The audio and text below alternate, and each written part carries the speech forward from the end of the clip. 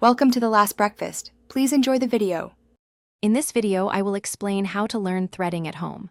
First, gather your essential supplies: a spool of good quality cotton threading thread, a small pair of sharp scissors, and a clear mirror.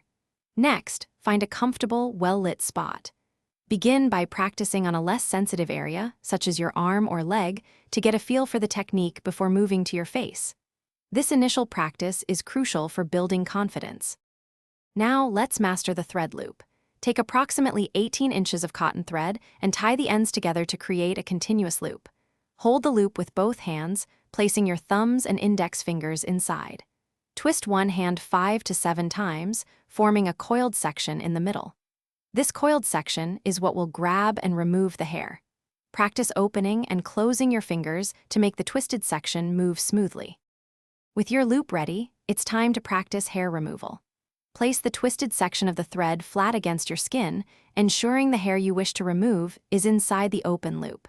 With a swift, controlled motion, quickly close your fingers on the hand that created the twists. This action will cause the twisted section to roll, trapping and pulling the hair from the follicle. Remember to move against the direction of hair growth for best results. For the best results, remember a few key tips. Always keep the skin taut with your free hand. This helps the thread grip the hair more effectively and reduces discomfort. Work in very small sections, focusing on removing just a few hairs at a time, especially when you are starting out. Finally, cleanse your skin thoroughly both before and after threading to prevent any irritation or breakouts. With consistent practice, you'll achieve smooth, precise results. Thanks for watching. If this was helpful, leave a like and consider subscribing. See you next time.